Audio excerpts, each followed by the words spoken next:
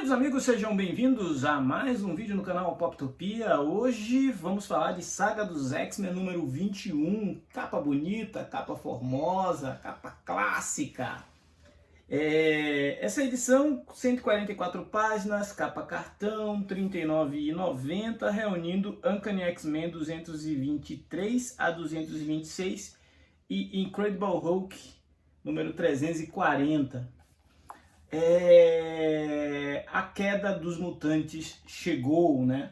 E essa edição, ela é uma continuação direta dos eventos da edição 20 que a gente comentou aqui no canal já. Eu vou deixar o card aqui para você assistir. E tem Chris Claremont com Cary Gamble, Mark Silvestre, e depois tem a história do Hulk do Wolverine, que é escrita pelo Peter David, desenhada pelo Todd McFarlane, né? A tradução aqui é do Rodrigo Alexandre Calari, do Pipoca Nanquim, acho que da época que ele trabalhava na Panini, e o Rodrigo Guerrino faz a adaptação. É uma edição que, convenhamos, reúne mais um momento clássico dos mutantes, né? Mais um momento clássico dos mutantes. Essa tem sido a marca principal da saga dos X-Men. Eu fazendo uma avaliação superficial e rápida, eu diria que é o melhor título em bancas atualmente, ali ao lado da saga do Homem-Aranha. Aqui a gente vai ver Tempestade e o indígena Nazé na perseguição ao Forge. Nazé convenceu Tempestade de que Forge é o adversário a ser batido e de que ele está manipulando forças ancestrais, místicas, para destruir a Terra.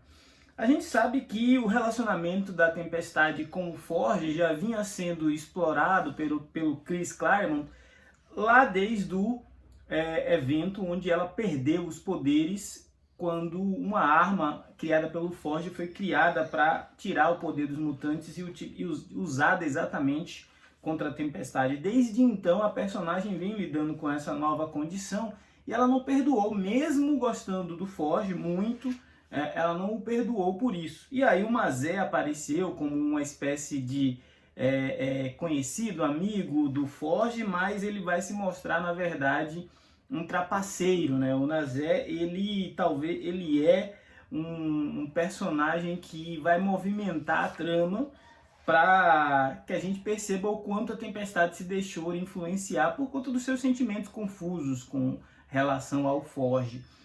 Isso é uma das frentes que acontece nessa edição, porque a história ela é multifacetada, né? Apesar de a gente não ter tudo o que acontece na Queda dos Mutantes aqui, está focado exclusivamente na equipe de X-Men, ainda assim ela tem muitos plots acontecendo ao mesmo tempo, o que mostra a versatilidade da escrita e da capacidade criativa da época, né? Ou seja, é o auge da equipe mutante. Tempestade está lá lidando com o Nazé, indo atrás do Forge.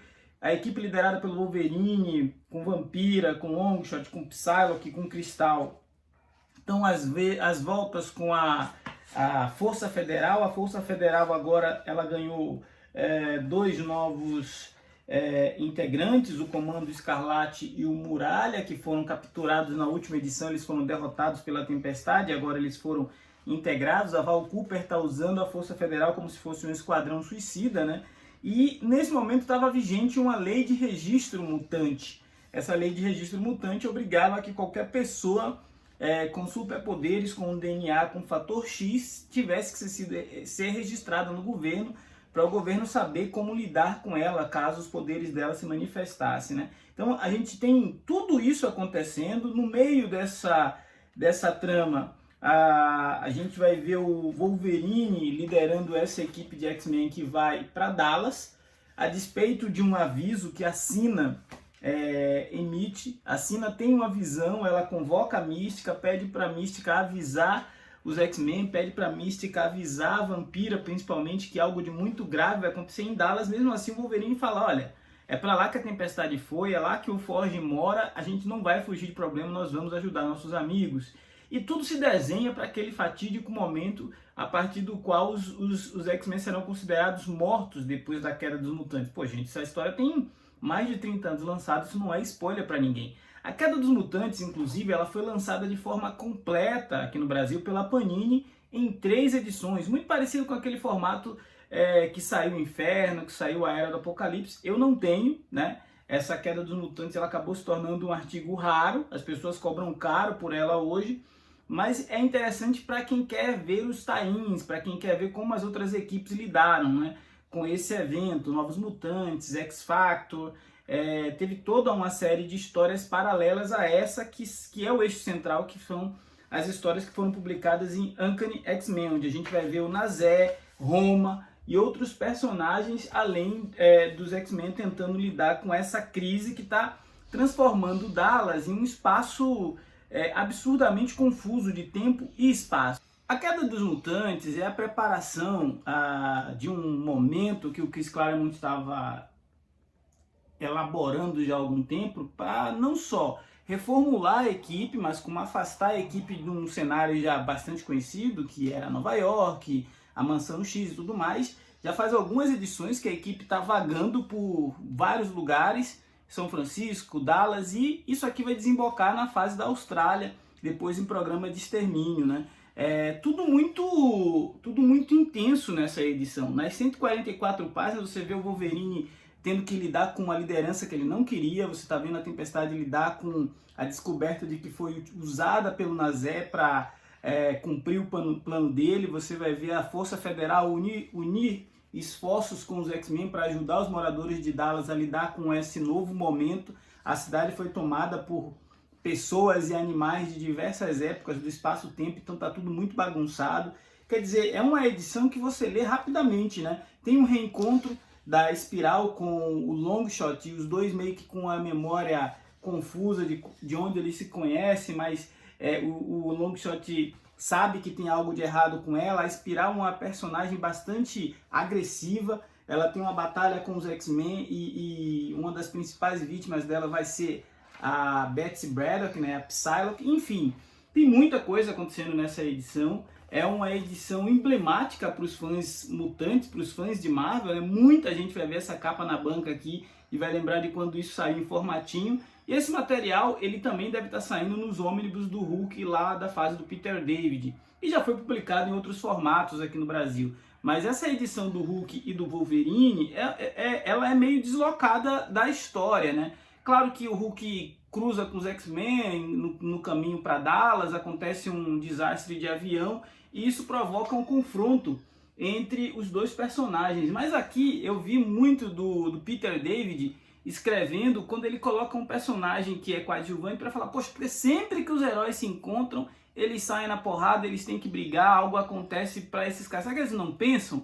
E o Wolverine está justamente nessa pegada, nessa reflexão. Ele fala que ele não quer mais se entregar ao lado animalesco dele, porque agora ele é líder da equipe, ele é responsável pelos demais X-Men.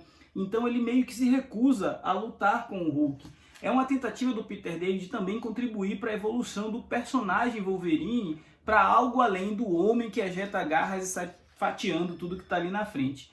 Um quadrinho muito bom, uma história muito acima de muita coisa que é produzida atualmente, mas que muito do que a gente vê hoje, como a relação da Sina, da Mística, do Wolverine tentando promover seu autocontrole, do Colossus ter uma relação próxima com a irmã, mas ao mesmo tempo uma relação dramática com seus poderes e com a sua condição mutante, tudo isso foi semeado aqui, em uma época onde os quadrinhos estavam no seu auge, na sua potencialidade máxima criativa.